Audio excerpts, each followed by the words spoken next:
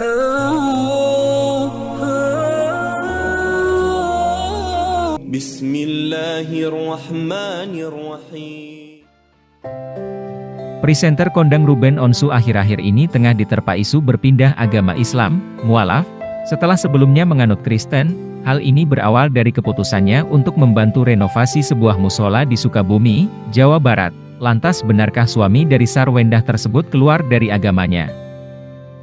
Keputusannya untuk membantu renovasi musola murni didasari oleh rasa toleransi dan rasa syukur atas pulihnya kondisi kesehatannya. Beberapa waktu lalu, Ruben sempat dirawat karena penyakit empty sella syndrome atau gangguan kesehatan langka di mana bagian otak sella Turcica terisi sebagian atau penuh oleh cairan cerebrospinal, CSF. Bahkan ia sempat menjalani perawatan intensif di salah satu rumah sakit di Singapura. Usai kondisinya membaik, ia melakukan belusukan ke desa Cikidang, Sukabumi dan memberikan bantuan untuk renovasi musola di sana. Tak dipungkiri, Ruben bisa dikatakan cukup menjunjung tinggi toleransi antar umat beragama.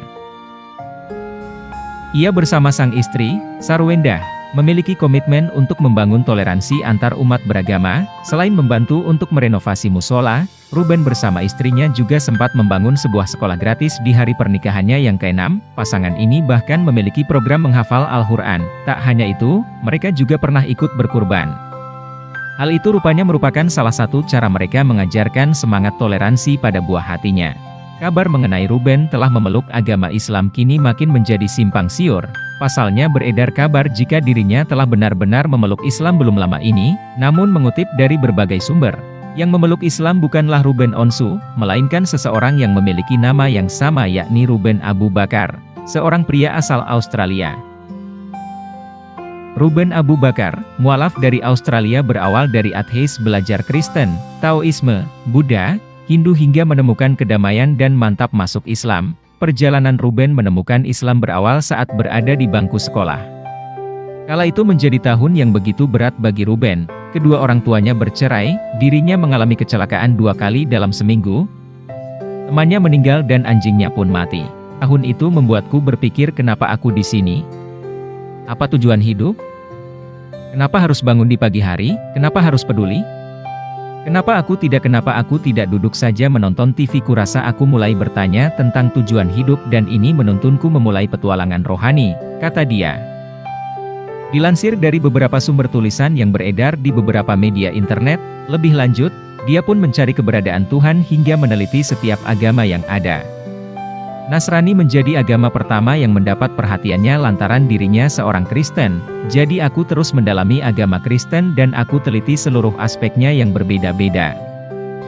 Setiap kali ke sana dan bertanya kudapati mereka tidak mengambil dan menjawab, inilah jawabannya saudaraku, mereka asal menjawab, mereka menjawab dengan pendapat masing-masing dan aku menyadari ada banyak interpretasi dalam Kristen dan semua orang mempunyai interpretasi yang berbeda.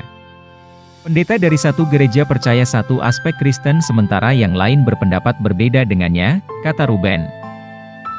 Mencari keberadaan Tuhan, Ruben Abu Bakar kemudian mulai mencari tahu tentang agama Hindu dari rekan kerjanya di sebuah pom bensin. Namun dia merasa hal itu sukar dipahami, sehingga dia memutuskan untuk menganalisis lebih dalam agama lain, yakni Mormon. Aliran ini sebenarnya lebih menarik bagiku daripada hampir semua aliran Kristen lain. A Church of Latter-day Saints. Mereka lumayan ketat, mereka tidak minum alkohol, mereka tidak minum kafein. Tetapi lagi-lagi ada keyakinan yang membuat Ruben ingin mencari bukti lagi tentang keberadaan Tuhan. Ruben kemudian mencoba mempelajari agama Buddha. Kala itu Ruben percaya agama tersebutlah yang akan dipilihnya. Kupikir ini hebat, mereka punya banyak orang kulit putih yang dan tampaknya mereka bersatu dengan alam, dan itu yang membuat aku tertarik. Tetapi semakin lama ku dalami aku sadar ini bukanlah agama Tuhan, kata dia. Ruben kemudian bertemu dengan temannya dan bercerita tentang permasalahannya itu. Teman Ruben kemudian menyarankan Ruben untuk mempelajari agama Islam. Kala itu Ruben menolak keras lantaran di matanya Islam adalah agama teroris. Namun beberapa hari kemudian dirinya pergi menuju masjid. Saat pergi ke masjid itu, Ruben bahkan menggunakan sepatu melewati karpet yang digunakan untuk sholat, hingga dirinya hampir menginjak kepala seorang umat yang tengah menjalankan ibadah sholat. Aku menengok dan kulihat saudara ini, kamu mungkin kenal dia, namanya Abu Hamzah. Dia sering kesini dan ceramah beberapa kali. Dia punya jenggot yang lebat, Masya Allah. Dia menuju ke arahku dan aku berpikir hari ini aku akan mati, ini adalah hari terakhir hidupku, aku pasti mati, aku kulit putih, dia Lebanon, apa yang harus kulakukan, aku pasti mati, kata Ruben. Ruben yang ketakutan kala itu pun terkejut, ternyata hal itu tidaklah seperti yang dibayangkan. Tapi subhanallah, kata pertama yang diucapkan adalah, "Selamat siang kawan, apa kabarmu? Andai kata ada kamera tersembunyi pasti sempurna," kata dia. Tidak sampai di situ, Ruben juga diberikan minuman dan biskuit ketika di sana. Saat itu dia kemudian mengajukan pertanyaan yang pernah dia ajukan kepada para pendeta. Hal yang paling mengejutkannya adalah setiap pertanyaan tidak asal dijawab. Mereka ambil Al-Quran dan menyuruh Ruben untuk membaca Al-Quran untuk mendapatkan jawabannya. Setiap kali lalu aku bertanya lainnya, pertanyaan sulit bukan yang mudah, kenapa wanita harus memakai hijab, ada apa dengan hijab, kenapa aku boleh beristri 4 sedangkan wanita tidak boleh bersuami 4. Aku yang tahu pertanyaan yang sulit yang merupakan pertanyaan pertama saat mengenal Islam. Setelah sekian lama mereka terus menjawab pertanyaan dengan Al-Quran bukan dari pendapat pribadi, aku pun menjadi frustrasi, kata Ruben. Hingga suatu saat setelah berminggu-minggu mengunjungi masjid itu, Ruben mengutarakan keinginannya untuk meminjam Al-Quran untuk dibawa ke rumah. Ruben kemudian membawa Al-Quran itu ke rumah dan mulai membacanya. Saat membacanya, Ruben merasa tidak seperti sedang membaca sebuah kisah. Ia menggambarkan saat itu rasanya seperti membaca perintah seseorang yang memberinya petunjuk. Hingga suatu malam, dirinya memutuskan untuk mendapatkan suasana rohani demi mencari keberadaan Tuhan. Dirinya kemudian menyalakan lilin dan membuka jendela serta gorden untuk mencoba merasakan nuansa rohaniah. Aku berkata, Allah, inilah waktuku, inilah waktunya aku masuk Islam. Apa yang kau butuhkan? Hanya sedikit tanda, sedikit saja tanda, tidak usah yang besar. Mungkin sedikit petir, mungkin separuh rumahku rubuh, sesuatu yang kecil saja dan subhanallah sama sekali tidak terjadi apa-apa, kata Ruben. Ruben kemudian kembali membaca surat terakhir dalam Al-Quran yang dibacanya. Dalam surat itu dijelaskan, untuk kalian yang meminta petunjuk tidaklah telah cukup kami tunjukkan, lihat di sekitar, melihat bintang-bintang, lihatlah matahari, lihatlah air, inilah tanda-tanda bagi orang yang mengerti.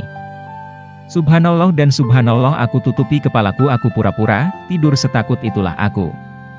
Aku tak percaya betapa sombongnya aku menginginkan tanda-tandaku sendiri. Sementara tanda-tanda itu sudah ada sejak lama. Fakta kita punya dunia ini, fakta adanya penciptaan, inilah tanda-tanda bagi kita semua, ungkap Ruben. Hingga esok harinya Ruben memutuskan untuk menjadi muslim dan mengucap syahadat. Aku sama sekali tidak tahu apa yang harus kukatakan, aku sama sekali tidak tahu kalimatnya. Waktu itu hampir sholat isya, mungkin pukul 7 atau 8 malam, jadi aku duduk di sana dengan gugup, harus kuakui. Aku beri dan berani berkata, kamu harus ucapkan kalimat ini, asyhadu. Kau bilang apa? Asad apa? Asyhadu. Ku bilang apa? Apa? Bisakah dalam bahasa Inggris? Pria ini bilang tidak, harus dalam bahasa Arab, ungkap Ruben. Sempat tidak bisa mengucap syahadat dalam bahasa Arab, Ruben yang dikelilingi oleh banyak jamaah lantaran kala itu merupakan malam pertama Ramadan membuatnya sangat takut. Aku berdiri dan subhanallah. Seiring aku mengucapkan kalimat itu, semua ketakutan menghilang dari pikiranku, serasa seperti ada pancuran di kepalaku dan seseorang menyalakan air dinginnya. Rasanya seperti dibasuh air bersih, aku ucapkan kalimatnya.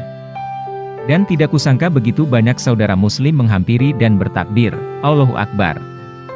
Mereka mulai menciumku dan memelukku, kata Ruben.